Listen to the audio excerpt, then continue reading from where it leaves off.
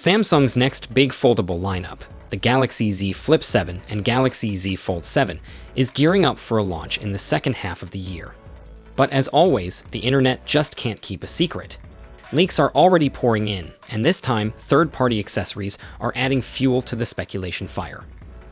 A new leak on X has given us a sneak peek at a Galaxy Z Flip 7 cover case, and it basically confirms what the rumors have been saying all along.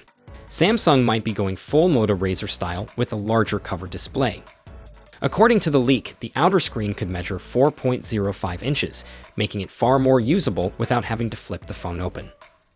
Another leaked accessory, a screen protector for the Galaxy Z Fold 7, suggests that Samsung is tweaking its design, possibly making the cover display taller and wider. Previous rumors claimed that the Z Fold 7's cover screen would expand to 6.5 inches with a width of 73 millimeters, while the inner display could stretch to 8.2 inches. If true, this would make the phone way more comfortable to use when folded, addressing one of the biggest complaints about the previous model. But it looks like Samsung is taking a very conservative approach with the Galaxy Z Fold 7 and Galaxy Z Flip 7. And honestly, that's a bit disappointing. While we're always excited about the latest foldables, sticking with 25 watts wired charging in 2025 feels like a major missed opportunity. I mean, think about it. These are premium flagship devices that cost a fortune. Yet, they're using the same charging speeds we saw years ago. It's frustrating, especially when even some of Samsung's mid-range smartphones now support faster charging. Yet the Fold 7 and Flip 7, devices marketed as cutting-edge innovations, are stuck in the past. It just doesn't make sense. To put things into perspective, other smartphone brands have been making huge strides in battery technology, with many flagships offering 65, 80, or even 100 watts charging speeds. Some devices can charge from 0 to 100% in under 30 minutes, making them incredibly convenient for people who are always on the move. Now compare that to Samsung's foldables, which will still take over an hour to fully charge.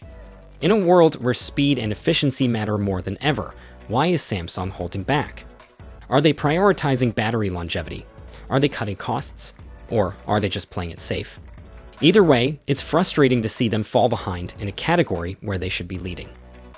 That said, it still feels like Samsung is playing it way too safe with its foldable lineup. Sure, these devices are unique in their own way, but when you're asking people to drop flagship-level money on them, they should be getting flagship-worthy upgrades across the board. Battery life and charging speeds are just as important as displays and durability, and Samsung seems to be ignoring that.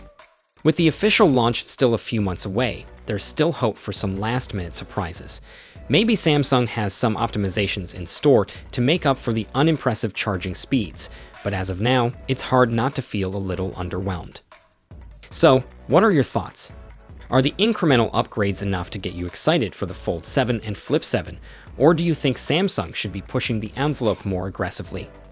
Let us know in the comments, and I'll see you all in the next one. Until next time, take care.